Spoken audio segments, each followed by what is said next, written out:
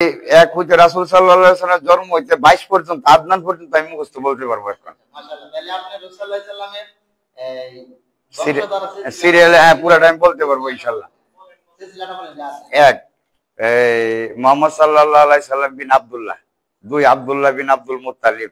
3 Abdul Muttalib বিন আব্দুল হাশেম। 4 আব্দুল হাশেম বিন আব্দে মানাব। আব্দে মানাব Qusai bin নানির বংশসূত্রে। 6 Qusai bin Kilab বিন নানার বংশসূত্রে। 7 Kilab বিন মুবরা বিন কাব। কাব বিন লুহাই। লুহাই বিন গালিব। গালিব বিন ফিহর লুকব। কুরাইশ বিন মালেক। মালেক বিন নাজার। নাজার বিন কিন্না। কিন্না বিন খুজাইমা। খুজাইমা বিন মুদ্রেলা। মুদ্রেলা বিন ইলিয়াস। ইলিয়াস বিন নাজার। নাজার বিন মুজার। মুজার বিন মাদ। মাদ বিন আদনান। আদনান ইসমাইল আলাইহিস সালামের বংশধর। মাশাআল্লাহ। তো অনেক মুখস্থ হয়ে গেল আলহামদুলিল্লাহ। রাসূল সাল্লাল্লাহু আলাইহি ওয়াসাল্লামের বংশধর 3টা স্তর। হ্যাঁ, 3টা স্তরের একটা স্টেপ হলো 22 জন পুরো। এর কয়জন পুরুষ আছে?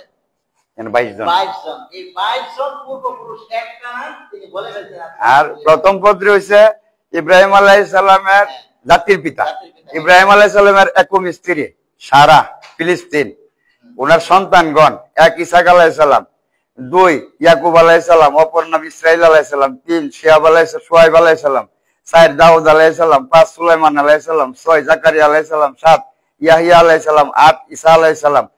খ্রিস্টান ইহুদি সম্প্রদায় তারা। 2 ইব্রাহিম আলাইহিস সালামের দ্বিতীয় স্ত্রী হাজেরা মক্কায়, তার সন্তানগণ ইসমাইল আলাইহিস সালাম, মুহাম্মদ সাল্লাল্লাহু আলাইহি সাল্লাম। রাসূল সাল্লাল্লাহু আলাইহি সাল্লামের সন্তানগণ কাসেম, আব্দুল্লাহ, ইব্রাহিম। তাদের মাতা মিশরীয় দাসী মারিয়া কিপ্তিয়ার গর্ভজাত পুত্র সন্তান।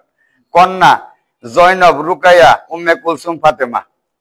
4 খলিফার সাথে রাসূল সাল্লাল্লাহু আলাইহি সাল্লামের সম্পর্ক। 1 আবু বকর রাদিয়াল্লাহু আনহু ছিলেন শ্বশুর। রাসূল সাল্লাল্লাহু আলাইহি সাল্লাম আয়েশা বিনতে আবু বকরকে বিবাহ করেন। 2 ওমর রাদিয়াল্লাহু আনহু, তিনিও ছিলেন শ্বশুর। হাফসা বিনতে ওমরকে তিনি বিবাহ করেন। 3 উসমান রাদিয়াল্লাহু আনহু, তিনি ছিলেন জামাই। প্রথমে রাসূল সাল্লাল্লাহু আলাইহি সাল্লাম তার কন্যা রুকাইয়াকে বিয়ে দেন, অতঃপর তার মৃত্যুর পর উম্মে কুলসুমকে বিবাহ দেন। 4 আলী রাদিয়াল্লাহু আনহু, তিনিও ছিলেন জামাই। তার কন্যা ফাতেমা রাদিয়াল্লাহু আনহু, তার কন্যা ফাতেমাকে আলী রাদিয়াল্লাহু আনহুর সঙ্গে বিবাহ দেন। উল্লেখ্য যে আলী বিন আবু তালিব ছিলেন রাসূল সাল্লাল্লাহু আলাইহি সাল্লামের আপন চাচাতো ভাই। 3 নম্বর ফর্দে রাসূল সাল্লাল্লাহু আলাইহি সাল্লামের চাচাদের মধ্যে 3 ধরনের পুরুষ ছিলেন। 1 যারা তার উপর ঈমান এনেছিলেন ও তার সাথে জিহাদ করেছিলেন, যেমন হামজা ও আব্বাস রাদিয়াল্লাহু আনহু। 2 যারা তাকে সাহায্য করেছিলেন কিন্তু জাহেলিয়াতের উপরে মৃত্যুবরণ করেন, আবু তালেব। 3 যারা শুরু হইতে মৃত্যু অবধি তার সাথে শত্রুতা করেন, আবু লাহাব। উল্লেখ্য যে আবু সুফিয়ান ছিলেন বনু আব্দে শামস গোত্রের, আবু জাহেল ছিলেন বনু মাকজুম গোত্রের এবং আবু উমাইয়া বিন খালাব ছিলেন বনু জুম্মা গোত্রের।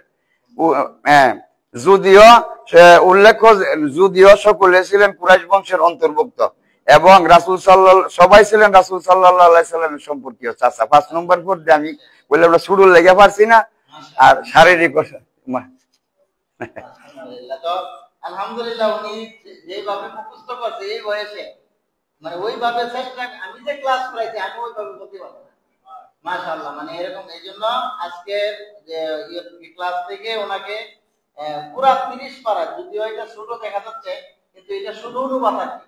আল্লাহর কথাগুলা যেগুলা একটু ছোট কিন্তু পুরা 30 পারা আরবি নাই, 30 পারার আল্লাহর কথাগুলাকে শুধু বাংলাতে থাকতে শুনতে না, মানে অনুবাদ, শুধু কোরআনের অনুবাদ। ছোট হইলো পুরা 30 পারা কোরআনের অনুবাদ। হ্যাঁ, এটা মানে ওনাকে দিলাম আলহামদুলিল্লাহ। শায়েখ আমি